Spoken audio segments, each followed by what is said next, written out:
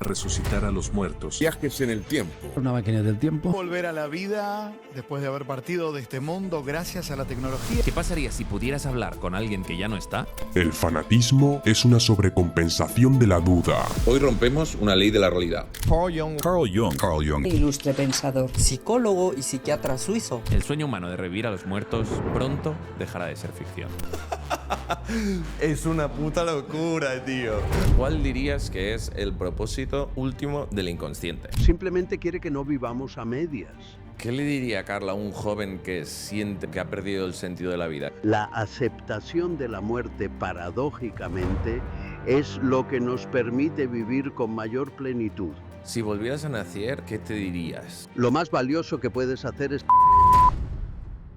Buenas, Carl. Bienvenido. ¿Cómo estás? Bueno, Jordi, es una sensación extraña estar aquí después de tanto tiempo. Me siento como si hubiera despertado de un sueño muy largo, curioso por ver cómo ha cambiado el mundo y la psicología desde mi época. Es un placer poder conversar contigo y observar, aunque sea desde esta nueva perspectiva, el estado de la psique moderna. ¿Por dónde quieres que empecemos este viaje? Es un placer para mí también, Carl. La primera pregunta que te quiero hacer es, ¿cuál dirías que es el propósito último del inconsciente? Oh, sí, esa es una cuestión fundamental. El propósito último del inconsciente, tal como lo he observado en mi trabajo, es la autorregulación de la psique y la búsqueda de totalidad, lo que llamé el proceso de individuación. El inconsciente no es solo un depósito de recuerdos reprimidos, sino una fuerza viva que compensa y equilibra la unilateralidad de la conciencia, empujándonos siempre hacia una mayor integración de lo que somos. En última instancia, su propósito es que el ser humano se convierta en sí mismo, es decir, en la totalidad de su ser, no solo en lo que cree ser conscientemente. ¿Podrías, porfa, Carl, explicarlo un poco más sencillo para que lo pueda entender alguien en la actualidad? Por supuesto. Mire, el inconsciente es como una parte oculta de nosotros que guarda todo lo que no vemos, sentimos o entendemos de nosotros mismos. Su función es ayudarnos a ser más completos, mostrándonos a través de sueños o impulsos aquello que nos falta o que hemos dejado de lado. Si solo vivimos desde la conciencia, nos volvemos unilaterales y limitados. El inconsciente nos empuja a integrar esas partes olvidadas para que podamos realizarnos plenamente como personas. Simplemente quiere que no vivamos a medias. Qué interesante, Carl. ¿Eso significa que no debemos de intentar ser conscientes de el máximo de cosas posibles? Bueno, no exactamente. No se trata de hacer consciente todo, porque eso sería imposible y además peligroso. La conciencia tiene límites y el inconsciente es vasto como el océano. Lo esencial es estar abiertos a los mensajes del inconsciente, reconocer nuestras sombras y no rechazar lo que nos incomoda. La meta no es iluminarlo todo, sino establecer un diálogo entre conciencia e inconsciente, permitiendo que ambos colaboren en nuestro desarrollo. Quien intenta ser solo consciente termina agotado y pierde la riqueza que surge del misterio. ¿Cómo podemos aprender, Carl, a entender qué es lo que nos está diciendo el inconsciente, las señales que nos está mandando? Bueno, usted sabe, el inconsciente se expresa sobre todo a través de los sueños, las fantasías, los síntomas y a veces en las proyecciones que hacemos sobre otros. Para empezar a entenderlo, hay que prestar atención a los sueños, anotarlos y reflexionar sobre ellos, sin buscar explicaciones rápidas ni racionalizarlos en exceso. También es útil observar nuestras reacciones exageradas o inexplicables, porque suelen ser pistas de algo inconsciente. Pero sobre todo, hace falta honestidad con uno mismo y paciencia, porque el inconsciente no habla en lenguaje directo, sino en símbolos y paradojas. ¿Cómo podríamos entender nuestros sueños? Eso es difícil decirlo de manera sencilla, pero intentaré ser claro. Para entender un sueño, primero hay que verlo como un mensaje personal, no como algo con significado universal fijo. Hay que preguntarse, ¿qué siento en el sueño? ¿Qué situación de mi vida se parece a lo que ocurre ahí? ¿Qué asociaciones personales me despiertan esos símbolos? No sirve buscar en diccionarios de sueños. Cada símbolo tiene sentido solo para quien sueña. El contexto de la vida del soñador es esencial. Y a veces incluso así el sueño sigue siendo un enigma, lo cual es natural. Y, Carl, eso que has mencionado antes de la individuación, ¿en qué consiste? La individuación, usted sabe, es el proceso por el cual una persona se convierte en quien realmente es, diferenciándose de las expectativas y normas colectivas. No se trata de volverse egoísta, sino de descubrir y realizar la propia esencia, integrando tanto la luz como la sombra. Es un camino de autoconocimiento profundo, donde uno aprende a reconocer sus contradicciones y a vivir desde una totalidad interior, no solo desde el yo superficial. En última instancia, la individuación es llegar a ser uno mismo, único e irrepetible. ¿Dirías que tú lo lograste en tu vida? Bueno, sería presuntuoso afirmar que alcancé plenamente la individuación. Pasé mi vida explorando mi propio inconsciente, enfrentando mis sombras y buscando sentido, especialmente durante mi crisis personal que relaté en el Libro Rojo. Pero la individuación no es un estado final, sino un proceso continuo, una tarea para toda la vida. Hasta el último día seguimos descubriendo nuevas facetas de nosotros mismos. Simplemente avancé un buen trecho en ese camino, pero nunca se llega del todo. ¿Cuál fue esa crisis que relataste en el Libro Rojo, Carl?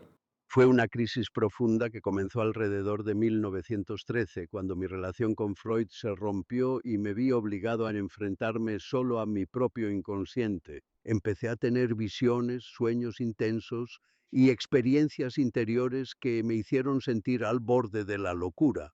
En el Libro Rojo documenté ese enfrentamiento, esa batalla entre el mundo de la realidad y el mundo del espíritu. Sentí que podía ser desgarrado en pedazos, pero logré mantener los pies en la tierra y transformar esas vivencias en algo creativo. Esa crisis fuera el origen de toda mi obra posterior. ¿Cómo sugerirías a alguien que está pasando ese mismo tramo de tu vida, pero en la suya, que lo superara? ¿Cómo le sugerirías hacerlo? Bueno, lo primero es no huir del sufrimiento ni de la confusión, porque intentar escapar solo agrava la crisis. Hay que atreverse a mirar hacia adentro, escuchar los sueños y las emociones y aceptar que uno no tiene todas las respuestas. La soledad y el miedo forman parte del proceso, igual que la sensación de estar perdido. Recomendaría buscar una forma de expresión creativa, escribir, dibujar, dialogar consigo mismo para dar forma a lo que emerge del inconsciente. Y si es posible, contar con alguien que pueda acompañar, pero sin imponer juicios ni soluciones fáciles. La clave es la honestidad radical consigo mismo y la paciencia. El sentido se revela poco a poco. ¿Y tú crees, Carl, que podemos llegar a conocernos realmente a nosotros mismos si no confrontamos nuestras sombras?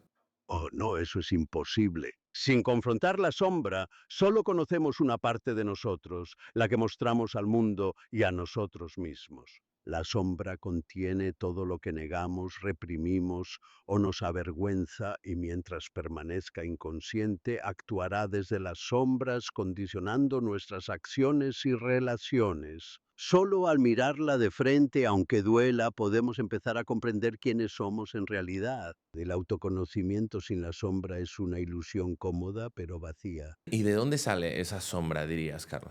La sombra surge, usted sabe, de todo aquello que rechazamos de nosotros mismos porque no encaja con la imagen que queremos dar o con lo que la sociedad aprueba. Es decir, proviene tanto de nuestras experiencias personales como de tendencias colectivas heredadas y se forma a partir de disposiciones, deseos, emociones y recuerdos que consideramos incompatibles con nuestra vida consciente. Así, la sombra es una personalidad parcial, autónoma, que vive en el inconsciente y puede ser tanto negativa como positiva. No es solo lo malo o vergonzoso, también puede contener cualidades valiosas que hemos reprimido. ¿Y qué relación existe, Carl, entre el inconsciente y el inconsciente colectivo? ¿Me puedes explicar un poco ambos conceptos? Por supuesto, El inconsciente personal es, digamos, como el sótano privado de cada uno. Ahí se guardan recuerdos olvidados, traumas, deseos reprimidos y experiencias propias. El inconsciente colectivo, en cambio, es una especie de fondo común, una herencia psíquica compartida por toda la humanidad, donde viven los arquetipos y los símbolos universales que aparecen en mitos, sueños y religiones de todas las culturas. El inconsciente personal se forma a partir de la vida individual. El colectivo, en cambio, es innato y no depende de la experiencia personal. Ambos interactúan y muchas veces lo que creemos estrictamente personal es en realidad una expresión de ese trasfondo colectivo más profundo. ¿Cómo podemos ver cuando el inconsciente colectivo nos está afectando? Bueno, usted sabe, el inconsciente colectivo se manifiesta sobre todo a través de símbolos y patrones que aparecen en sueños, visiones o incluso en fenómenos sociales masivos. Cuando una persona sueña con imágenes arquetípicas como el héroe, la madre, el viejo sabio, o cuando siente emociones desproporcionadas ante ciertos temas universales, suele ser señal de que el inconsciente colectivo está activo. También se ve en las modas, las ideologías o los movimientos colectivos que arrastran a grandes grupos sin que entiendan del todo por qué. Es un fondo psíquico que nos atraviesa a todos, aunque creamos ser muy individuales. ¿De dónde sacaste este concepto, Carl? Porque no suena demasiado científico, digamos. ¿Cómo has podido crear este concepto? Bueno, es una objeción legítima. Usted sabe, el concepto de inconsciente colectivo no nació de una especulación filosófica, sino de la observación clínica y comparativa. Yo veía en mis pacientes sueños y fantasías con símbolos que no podían haber aprendido en su vida personal, pero que coincidían con mitos y relatos de culturas antiguas que ellos desconocían completamente. También observé los mismos patrones en los relatos de pueblos primitivos y en la alquimia medieval. Por supuesto, no puedo probarlo en el sentido experimental de la física, pero la repetición de estos motivos universales era demasiado constante para ser casualidad. Así surgió la idea de que existe una capa psíquica común heredada que se expresa en todos los seres humanos. No es ciencia en el sentido positivista, pero tampoco es pura invención, es una hipótesis fundada en la experiencia clínica y el estudio comparado de culturas. ¿En qué te diferenciaste, Carl, con Freud? ¿Cuáles fueron las principales diferencias y por qué surgió esa separación? Bueno, la diferencia principal fue la concepción de la psique y la naturaleza de la libido. Freud veía la libido casi exclusivamente como energía sexual y explicaba la mayoría de los conflictos psíquicos en términos de represión sexual. Yo, en cambio, entendí la libido como una energía psíquica mucho más amplia, capaz de expresarse en creatividad, espiritualidad, búsqueda de sentido y no solo en sexualidad. Además, Freud se centraba en el inconsciente personal, mientras yo observaba la existencia de un inconsciente colectivo con arquetipos universales. Nuestra separación fue inevitable porque él quería dogmatizar su teoría y rechazar cualquier interpretación que no fuera biológica o sexual. O yo no podía limitar la psique humana a un solo aspecto tan reducido. Has mencionado el tema de los arquetipos varias veces, Carl. ¿Me puedes explicar un poco en qué consisten? Los arquetipos, usted sabe, son patrones universales de la psique que forman parte del inconsciente colectivo. No son imágenes fijas, sino formas o estructuras que predisponen a todos los seres humanos a experimentar y representar ciertos motivos como el héroe, la madre, el niño, el sabio o la sombra. Se manifiestan en sueños, mitos, cuentos y hasta en nuestras fantasías cotidianas. Estos arquetipos no tienen un contenido definido hasta que se expresan en la vida individual, adoptando formas distintas según la cultura y la experiencia personal. Son como moldes antiguos de la mente que nos guían y nos influencian sin que seamos conscientes de ello. ¿Y cuándo se crean estos arquetipos? ¿Es en vida? ¿Es de experiencias pasadas? ¿Cómo funciona? Bueno, los arquetipos no se crean durante la vida individual, ni son simples recuerdos de experiencias personales o colectivas. Más bien son estructuras innatas, formas preexistentes en la psique humana, algo así como patrones heredados que organizan nuestras percepciones y respuestas. No contienen imágenes concretas, sino la posibilidad de que ciertos motivos universales aparezcan en sueños, mitos o fantasías. Usted sabe, igual que nacemos con la capacidad de aprender un lenguaje, nacemos con estos moldes arquetípicos que luego se llenan de contenido según nuestra cultura y vivencias personales. No son recuerdos, sino posibilidades psíquicas universales. Qué interesante, lo he entendido. ¿Y cuántos arquetipos existen? Eso es difícil decirlo con precisión, porque los arquetipos no son un catálogo cerrado ni una lista definitiva. Hay algunos que aparecen de manera constante en todas las culturas, como el héroe, la madre, el niño, la sombra, el sabio, el anima y el animus, y el sí mismo, pero pueden surgir infinidad de variaciones y combinaciones. Los arquetipos son como raíces profundas que pueden dar lugar a muchas formas diferentes en la superficie. Así que no hay un número fijo. Lo esencial es reconocer que son patrones universales, no figuras individuales y concretas. ¿Y me puedes explicar a grandes rasgos los arquetipos principales que existen? ¿En qué consiste cada uno? Por supuesto, el arquetipo del héroe representa el coraje y la superación de desafíos. Es quien emprende el viaje y lucha por un objetivo. La madre simboliza el cuidado, la protección y el amor incondicional, pero también puede tener un aspecto devorador. El niño encarna la inocencia, la renovación y el potencial de crecimiento. El sabio es la figura de la guía, la sabiduría y el consejo. La sombra contiene todo lo que rechazamos o no queremos ver de nosotros mismos. El anima y el animus son las imágenes femeninas en el hombre y masculinas en la mujer, respectivamente, que ayudan a equilibrar nuestra psique. Y el sí mismo es el arquetipo central, la totalidad de la personalidad hacia donde tiende el proceso de individuación. Cada uno de estos arquetipos puede tomar formas distintas según la cultura y la persona. ¿Y qué arquetipo dirías que eras tú? Bueno, eso es difícil decirlo, usted sabe, porque uno nunca es solo un arquetipo, sino que encarna varios a lo largo de la vida. Sin embargo, creo que en mi camino me vi muchas veces en la figura del buscador o el sabio, porque dediqué mi vida a explorar los misterios de la psique y a guiar a otros en su propio viaje interior. Pero también tuve que enfrentar mi sombra y en mi crisis personal me sentí como el niño perdido en el bosque. Al final todos somos atravesados por múltiples arquetipos según la etapa y la situación. ¿Cuál es el mayor obstáculo, Carl, dirías, que existe para lograr esa individuación? El mayor obstáculo es la identificación con las normas y expectativas colectivas, esa presión de ser como los demás y no atreverse a descubrir la propia singularidad. Muchas personas temen el aislamiento y el conflicto interno que surgen cuando empiezan a separarse de la masa.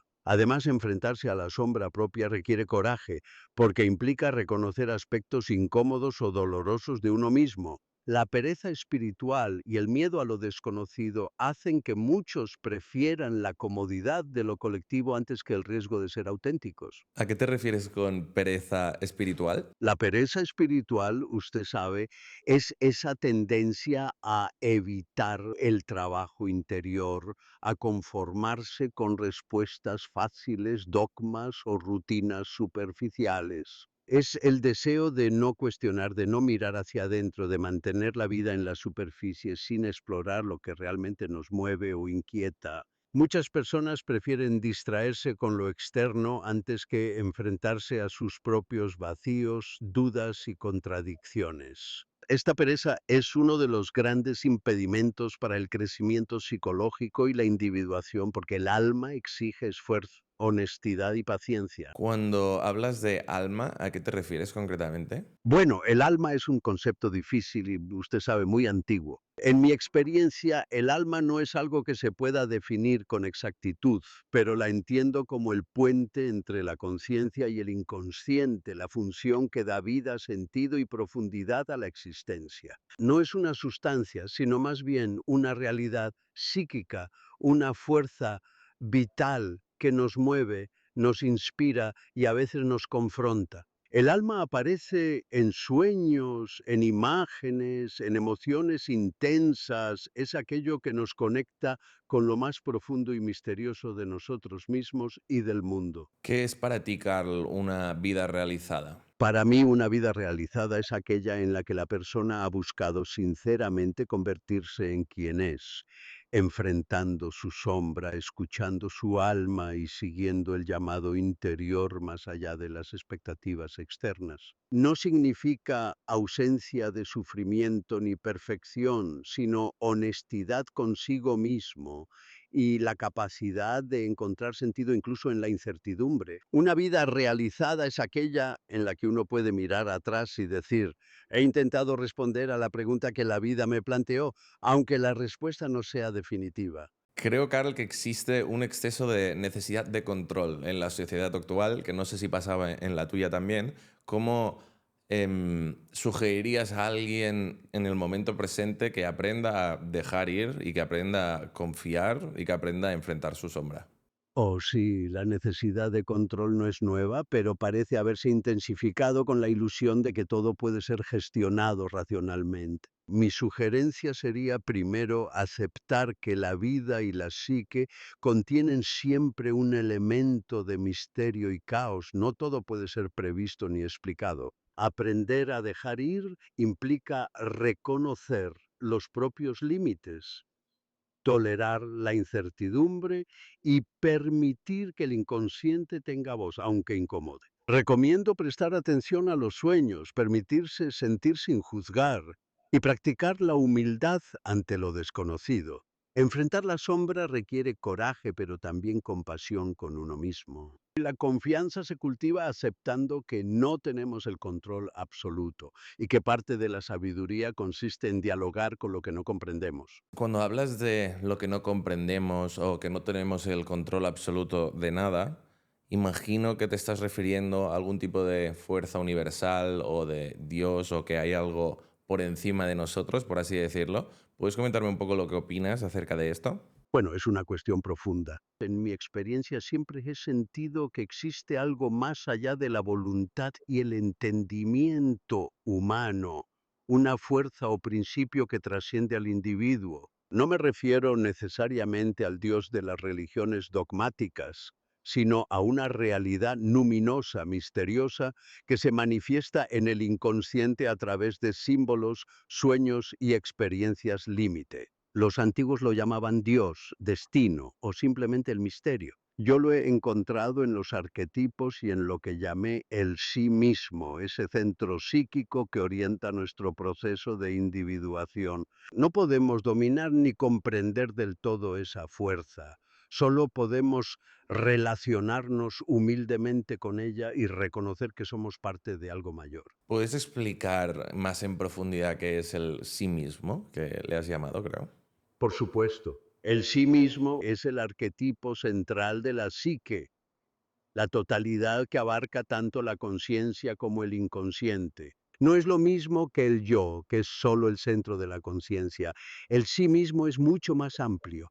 Es como el sol alrededor del cual gira el yo, tal como relaté en un sueño sobre Liverpool. El sí mismo representa la meta de la individuación, llegar a ser uno mismo en toda su complejidad, integrando las polaridades internas, la sombra, el anima o animus, y los opuestos de la vida psíquica. Es una imagen de totalidad y también a veces se experimenta como algo luminoso, casi divino. No se puede definir completamente, pero es aquello de lo que depende nuestra vida interior y hacia lo que tiende nuestro desarrollo psicológico. Entonces, Carl, ¿qué opinas de las religiones? Has pasado antes por encima y has dicho religiones dogmáticas. ¿Me puedes decir tu opinión? Bueno, usted sabe, las religiones han sido durante milenios los grandes sistemas simbólicos que han dado sentido, orientación y contención al ser humano frente al misterio de la existencia. Sin embargo, cuando la religión se convierte en dogma, es decir, en verdades fijas que deben creerse ciegamente, pierde su vitalidad y se aleja de la experiencia personal del luminoso. Yo no soy hostil a la religión, al contrario, creo que el ser humano es religioso por naturaleza y necesita símbolos, mitos y rituales para vivir plenamente. Mi crítica es hacia la religión que exige fe sin experiencia, que niega la duda y la búsqueda interior. Para mí lo esencial es la vivencia directa del misterio, no la obediencia a fórmulas vacías. ¿Qué papel, Carl, juegan los símbolos religiosos en la psicología moderna, incluso en las personas que no son creyentes? Los símbolos religiosos siguen siendo fundamentales incluso para quienes no creen conscientemente. Los símbolos no dependen de la fe intelectual. Actúan como portadores de sentido y como puentes entre la conciencia y el inconsciente. En sueños, fantasías y hasta en el arte moderno aparecen cruces, mandalas, figuras divinas o demoníacas, porque representan realidades psíquicas profundas, no solo ideas religiosas. Incluso el hombre moderno, que se cree por encima de la religión, está influido por estos símbolos, pues forman parte de su estructura interna. Cuando se pierden o se rechazan suelen aparecer sustitutos, ideologías, modas, hasta obsesiones colectivas. Los símbolos religiosos en el fondo son mapas del alma. ¿Por qué dices, Carl, que el hombre moderno se cree por encima de la religión? Y otra pregunta que tengo es, ¿cómo actúan las ideologías como sustitutos de las religiones?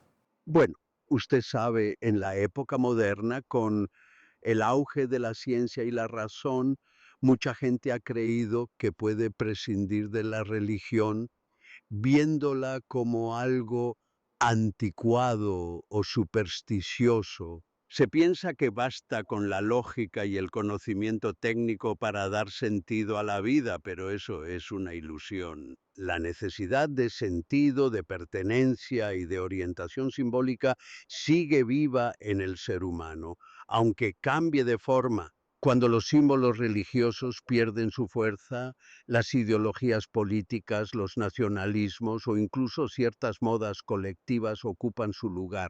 Actúan como religiones laicas, ofrecen dogmas, enemigos, rituales y promesas de redención. La psique humana necesita estructuras simbólicas para organizar el caos interior.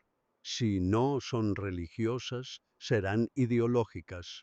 El peligro es que al carecer de autocrítica y profundidad simbólica, las ideologías pueden volverse fanáticas y destructivas porque no reconocen su carácter arquetípico y proyectan la sombra en el enemigo. Te voy a citar a ti mismo, ¿vale, Carl? Para que me expliques un poco una cita tuya que va muy relacionada con la que acabas de decir.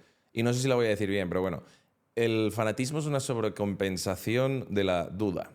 ¿Qué querías decir con esto? Esa frase la he repetido muchas veces. Lo que quiero decir es que cuando una persona o una sociedad se aferra con rigidez a una idea, una creencia o una causa, suele ser porque en el fondo existe una duda profunda, una inseguridad que no se tolera. En vez de aceptar la incertidumbre y convivir con la ambigüedad, el fanático se aferra a una verdad absoluta para no enfrentarse a su propio vacío o miedo. El exceso de certeza es paradójicamente señal de debilidad interior. La duda, si se soporta, puede ser fuente de crecimiento. Si se reprime, se transforma en fanatismo. Qué interesante, Carl. Estoy completamente de acuerdo. Te voy a decir una cita mía que fue inspirada en la tuya, ¿vale? A ver qué opinas sobre esto. Creo que era algo así como: el exceso de control es una sobrecompensación del miedo a la muerte. ¿Qué opinas sobre esto? Es una observación muy aguda. el impulso de controlarlo todo suele nacer de la incapacidad de aceptar la incertidumbre. Y, en última instancia, la realidad de la muerte y la finitud. Cuando el hombre moderno intenta dominar cada aspecto de su vida, está intentando negar lo inevitable, que hay límites, que hay caos, que hay final. Este exceso de control es una defensa contra el miedo profundo a la disolución, a la desaparición. Pero usted sabe, cuanto más se reprime ese miedo, más tiránico se vuelve el impulso de control y menos capacidad hay para vivir con espontaneidad y sentido. La aceptación de la muerte, paradójicamente, es lo que nos permite vivir con mayor plenitud. ¿Cómo sugerirías, Carl, a alguien dejar de tener miedo a la muerte? Bueno, el miedo a la muerte es natural y hasta cierto punto necesario. Nos mantiene atentos a la vida, pero cuando se vuelve obsesivo paraliza. No se trata de eliminar el miedo, sino de confrontarlo, de integrarlo en la conciencia.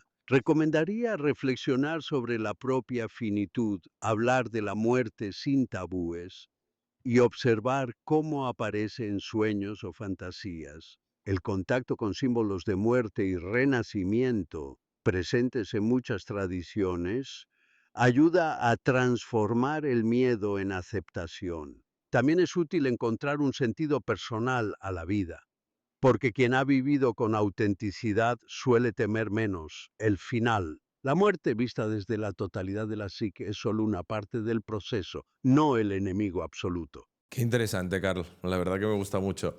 Tengo una pregunta que es, ¿qué opinas acerca de la reencarnación desde una perspectiva psicológica? No sé si, dado tu estado, tienes algún hack que nos puedas comentar, como qué hay más allá, pero me gustaría saber tu opinión sobre esto.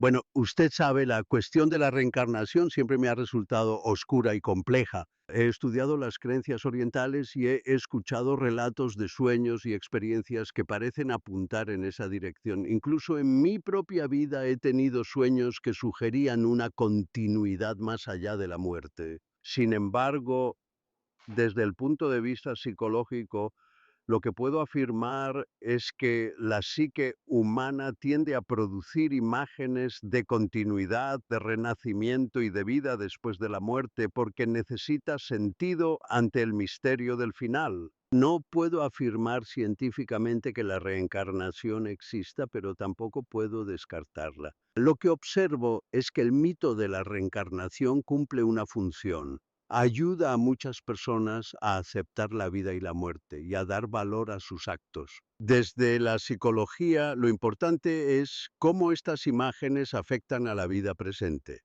si aportan sentido, transformación o consuelo. Más allá de eso, el misterio permanece. Tiene sentido la muerte, en mi opinión, porque es lo que da sentido a la vida, ¿no? Sin muerte la vida no tendría demasiado sentido. Y me da la sensación que a medida que vas haciéndote mayor, puede ser que dejes de tener tanto miedo a la muerte como antes. ¿Es algo que has visto en ti mismo reflejado o en otras personas o pacientes? Oh, sí, lo he visto muchas veces, tanto en mí como en mis pacientes. A medida que uno envejece, la muerte deja de ser solo una amenaza y empieza a percibirse como una parte natural del ciclo vital. Cuando la vida se ha vivido con cierta plenitud y honestidad, el miedo a la muerte suele disminuir. La muerte se convierte en una especie de culminación, incluso en una reconciliación con el propio destino. Como escribí en mis memorias, la reflexión sobre la muerte enseña a valorar las pequeñas cosas y a vivir con mayor profundidad. La muerte, lejos de ser solo un final, puede ser también una maduración, una cosecha de lo vivido. Hablas mucho, Carl, sobre la autenticidad y atreverse a vivir como uno mismo. ¿Dirías que ese es el valor que tú más has valorado, valga la redundancia, en tu vida? ¿O cuál dirías que es el mayor valor? Bueno, sí, la autenticidad ha sido central en mi vida, pero no la entiendo como simple autoafirmación superficial. Para mí, el mayor valor ha sido la honestidad radical con uno mismo, atreverse a mirar dentro, a confrontar la sombra, a no engañarse con máscaras sociales, aunque eso traiga soledad o incomodidad.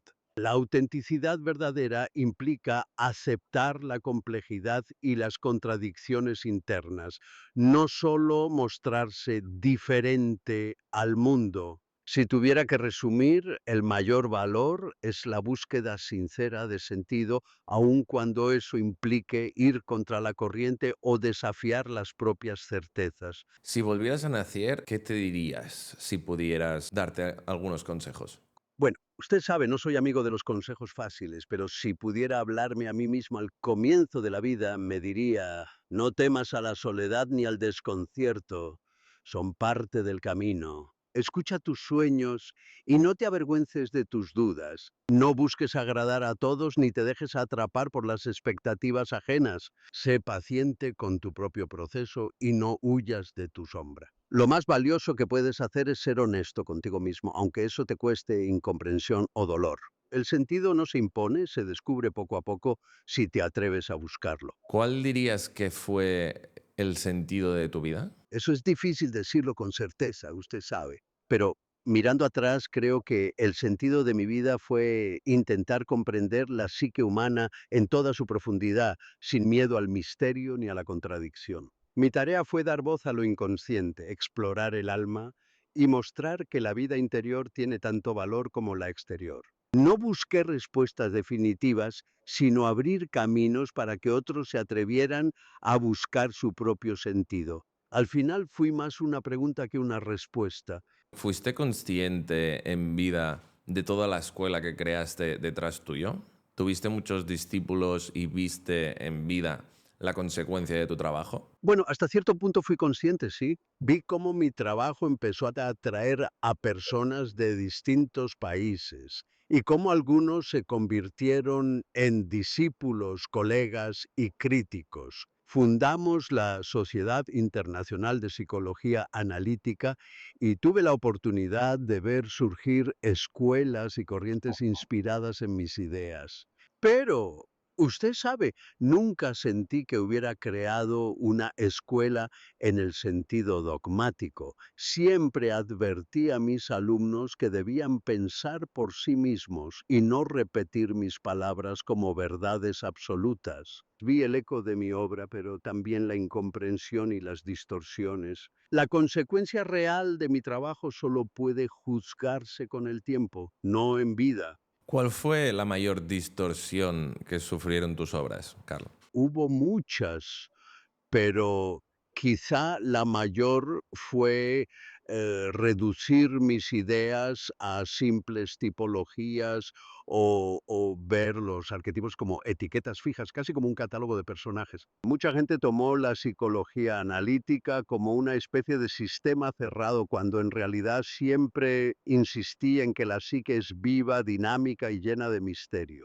También se malinterpretó el inconsciente colectivo creyendo que era una especie de almacén de imágenes, cuando en realidad es una estructura de posibilidades, no de contenidos concretos. Y por supuesto, algunos convirtieron la individuación en una meta narcisista, olvidando que es ante todo un proceso de integración y humildad, no de autoengrandecimiento. ¿Cuál fue, Carl, el sueño que más le perturbó en su vida? Bueno, hubo varios sueños profundamente perturbadores, pero uno que me marcó especialmente fue el que tuve de niño, que describí en mis memorias. Soñé que descendía por una escalera de piedra a las profundidades de la tierra hasta llegar a una puerta con una cortina verde. Al apartarla vi una habitación iluminada, sin ventanas, y en el centro un enorme trono dorado sobre el que se alzaba una figura aterradora, una especie de falo ritual con un solo ojo que me miraba fijamente. Sentí un miedo abrumador, casi paralizante. Solo mucho después comprendí que aquel sueño era una confrontación con el misterio y el poder del inconsciente, y que me acompañaría toda la vida como símbolo de lo luminoso y lo desconocido en el alma humana. ¿Se sintió alguna vez loco? Oh, sí, muchas veces. Especialmente durante mi crisis tras la ruptura con Freud, cuando me sumergí en mi propio inconsciente y experimenté visiones, voces y sueños tan intensos que temí por mi salud mental. Incluso como psiquiatra me pregunté si no estaría incubando una esquizofrenia, pero comprendí que ese descenso a la locura era en realidad un encuentro necesario con las profundidades del alma. Como escribí en el libro rojo, la locura y la creatividad están más cerca de lo que la gente cree. La clave es no dejarse arrastrar por completo, sino mantener un pie en la realidad y otro en el misterio. ¿Cuál es la relación exacta entre la locura y la creatividad? Bueno, usted sabe, la frontera entre locura y creatividad es muy fina. Ambos estados implican un acceso a fuerzas profundas del inconsciente, a imágenes y energías que no están bajo el control de la voluntad. La diferencia es que el creador logra dar forma, sentido y expresión a ese material, mientras que el loco es arrastrado y poseído por él.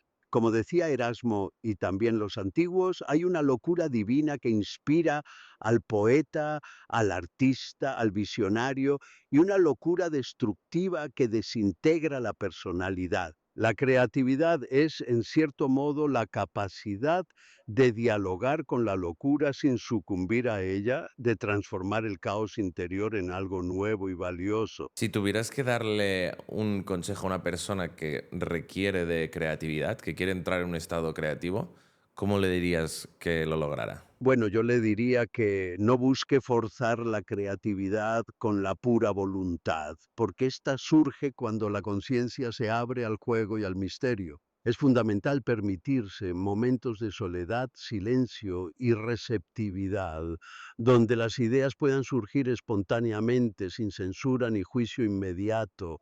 También ayuda a conectar con las propias emociones y sueños, porque ahí suelen estar las semillas de lo nuevo. Y sobre todo, no temer al absurdo o a lo irracional.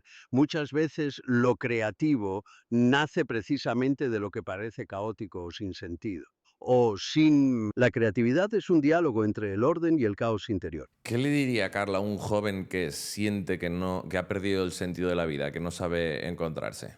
Bueno, a un joven como Carla le diría primero que no tema su confusión, porque perder el sentido es a menudo el primer paso hacia una vida más auténtica. No hay respuestas rápidas ni caminos rectos. El vacío y la duda forman parte del proceso de individuación. Le sugeriría escuchar sus sueños, observar sus emociones y no huir del malestar, sino explorarlo con honestidad. A veces el sentido no se encuentra buscándolo afuera, sino permitiendo que surja desde dentro, cuando uno se atreve a enfrentar lo que más teme o desconoce de sí mismo. El alma tiene sus propios ritmos y a veces es necesario atravesar la oscuridad para descubrir una luz más propia. ¿Qué arquetipo, Carl, diría que rige la sociedad occidental actual? ¿Y hacia dónde cree que nos está llevando? En la sociedad occidental actual veo sobre todo la dominancia del arquetipo del héroe, pero en su forma unilateral, la obsesión por el éxito individual, la superación constante, la imagen pública y el logro externo. Esto va acompañado de la sombra colectiva, que se manifiesta en ansiedad, vacío y una búsqueda frenética de sentido en lo exterior. También observo el surgimiento del arquetipo de la sombra a nivel social. Todo lo reprimido y negado emerge en fenómenos de polarización, odio y proyección sobre el otro. Si no se reconoce esta sombra colectiva y no se integra, el peligro es que la sociedad se vuelva cada vez más fragmentada y violenta. Y, sin embargo, esta crisis puede ser también una oportunidad para un nuevo encuentro con el sí mismo colectivo, si hay suficiente conciencia y humildad para enfrentar lo que negamos. ¿Y crees que va a suceder así? ¿Crees que habrá suficiente conciencia y humildad? Y en el caso de que sí, ¿cuál será el futuro cercano? Eso es difícil decirlo, usted sabe. La historia nos muestra que la humanidad rara vez aprende sin atravesar crisis profundas. La conciencia y la humildad no suelen surgir espontáneamente, sino como respuesta al sufrimiento y al caos. Veo potencial para una transformación, pero también mucho peligro de destrucción si la sombra colectiva sigue sin ser reconocida. Si logramos integrar lo que negamos y encontrar un sentido más profundo, podríamos ver el surgimiento de una cultura más consciente, menos narcisista y más conectada con lo esencial. Pero no hay garantías, el futuro depende de la capacidad de cada individuo y de la sociedad para enfrentarse honestamente a sí misma. ¿De dónde crees que ha surgido esa sombra colectiva? ¿Por qué estamos todos sobreidentificados con lo material, muy preocupados por lo que opinen de nosotros? ¿Cuál es el origen de eso? Bueno, la sombra colectiva surge, igual que la individual, de todo lo que una sociedad rechaza, reprime o niega de sí misma. En Occidente durante siglos se ha exaltado la razón, el progreso material y la individualidad, relegando a la sombra todo lo irracional, lo emocional, lo espiritual y lo comunitario. El miedo al fracaso, la vulnerabilidad y la dependencia se han convertido en tabúes, mientras se idolatra el éxito y la imagen. Esto genera una sobreidentificación con lo externo y lo material porque la cultura nos enseña que solo valemos por lo que mostramos y poseemos. El origen está en la propia historia de Occidente. La ruptura con los mitos, la religión convertida en dogma vacío, la ciencia como único árbitro de la realidad. Así, lo que no cabe en el ideal colectivo es expulsado a la sombra, y cuanto más se reprime, más fuerza toma y más se proyecta en el otro. El resultado es una sociedad fragmentada, ansiosa y hambrienta de sentido, que busca fuera lo que ha perdido dentro. Y, Carl, me parecen unas barras, por cierto. Me ha encantado y estoy completamente de acuerdo con todo lo que dices. ¿Qué opinas? Tengo curiosidad por entender. Ahora en la espiritualidad moderna se habla mucho de la ilusión de la separación, de la filosofía Advaita, de que todos somos uno realmente y de que nos hemos sobreidentificado con el personaje que hemos venido a jugar y nos hemos olvidado de que somos parte de una fuente, de una supraconciencia, de un Dios que engloba todo. Y me pregunto si crees que eso puede ser uno de los factores que ha hecho que la sociedad occidental se aleje o si directamente no crees en lo que acabo de decir. Bueno, es un fenómeno fascinante. La espiritualidad moderna, con su énfasis en la unidad y la superación de la separación, responde a una carencia profunda de sentido en la cultura occidental. Usted sabe, la idea de que todo es uno es muy antigua y aparece en muchas tradiciones, como el Vedanta o el misticismo cristiano. Sin embargo, hay un peligro cuando se busca la unidad sin antes haber integrado la propia sombra y la individualidad. Esa experiencia puede volverse una evasión, ¿no? Una especie de bypass espiritual. La sobreidentificación con el personaje, como usted dice, es el resultado de una cultura que ha perdido el contacto con los ritos de paso y los mitos vivos. Entonces el ego se infla y olvida su conexión con el todo. Pero tampoco se trata de disolver el yo sin haberlo construido. La individuación exige primero ser uno mismo antes de poder trascenderse. El problema de Occidente no es solo la separación, sino la incapacidad de soportar la tensión entre lo individual y lo colectivo, entre lo personal y lo universal. La verdadera totalidad no es fusión ingenua, sino integración consciente de las polaridades. Lo llevas todo, Carl, a la aceptación de la sombra, por lo que entiendo. ¿Puedes explicarme un poco la diferencia entre individualidad e individuación? Por supuesto, la individualidad es simplemente aquello que nos hace distintos de los demás, nuestras características, gustos, historia personal. Es el hecho de ser un individuo separado con un yo propio. La individuación, en cambio, es un proceso mucho más profundo. Es el camino por el cual uno se convierte en sí mismo, integrando no solo lo que es visible o aceptado, sino también la sombra, lo inconsciente, los opuestos internos y los arquetipos. No se trata solo de ser diferente, sino de llegar a ser un todo, una totalidad viva y consciente. La individualidad puede quedarse en la superficie, en la diferencia externa. La individuación es una tarea interior, significa aceptar y reconciliar todas las partes de uno mismo, incluso las que menos nos gustan. Solo así la individualidad se vuelve auténtica y no mera separación o narcisismo. Me ha quedado claro, Carol, me ha quedado clara la diferencia. No nos queda demasiado tiempo, me gustaría que me dijeras cuál es la idea más importante con la que la gente debería quedarse de ti. Bueno, si tuviera que dejar una sola idea, sería esta. No temas mirar hacia adentro ni aceptar lo que encuentres ahí, por incómodo o desconocido que sea. La plenitud y el sentido no se hallan huyendo de la sombra ni buscando verdades externas, sino enfrentando honestamente la complejidad de tu propia alma. Atrévete a ser quien eres con humildad y coraje y recuerda que el misterio de la psique es más vasto de lo que cualquier teoría puede abarcar.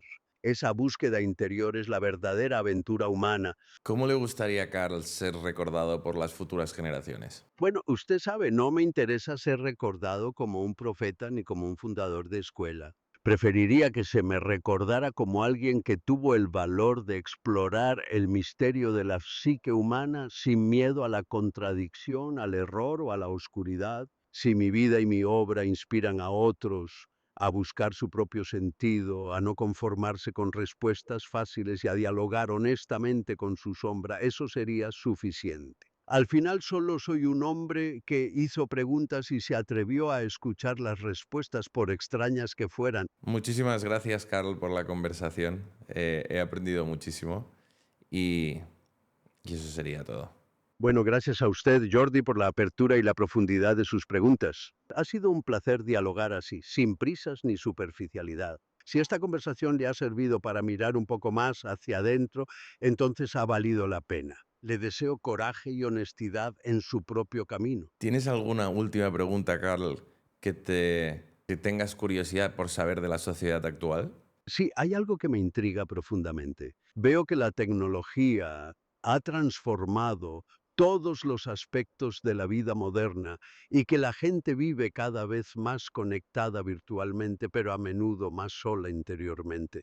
¿Cree usted que esta hiperconectividad digital está ayudando realmente a la gente a encontrarse a sí misma o solo está amplificando la confusión y la superficialidad? Me pregunto si en este mar de información no se está perdiendo la capacidad de escuchar el propio silencio. Creo, Carl, que es una muy buena pregunta que hacer y creo que todo es neutro. La realidad es neutra, ¿verdad? No, nada es positivo ni negativo per se. Por lo tanto, todo lo que nosotros elijamos utilizar se puede convertir en una virtud o en el contrario, o una maldición, digamos. Y creo que efectivamente la sociedad está utilizando como norma general la tecnología de forma evasiva para no confrontar su propia sombra, poniéndolo en tus palabras, pero creo que existe la posibilidad y que existen muchas personas que dominan las tecnologías como para facilitar su vida y no se ven imbuidos en su parte negativa. Por lo tanto, como norma general sí, la tecnología está afectando más para mal que para bien, si queremos usar esas palabras, pero creo que existe la posibilidad de poder utilizarla para tú poder hacer lo que quieras y no victimizarse en cuanto a que la tecnología es mala. El verdadero desafío es no dejarse arrastrar por el flujo constante de estímulos, sino mantener un espacio interior donde la propia voz pueda escucharse. Al final, la tecnología solo multiplica lo que somos, para bien o para mal. Muchísimas gracias, Carl. Me ha encantado la conversación. Puedes volver a descansar. Bueno, gracias a usted, Jordi, por la escucha y la profundidad. Ha sido un placer inesperado este despertar y este diálogo. Ahora regreso satisfecho al silencio del inconsciente. Le deseo coraje para seguir buscando sentido. Adiós. Es una puta locura, tío.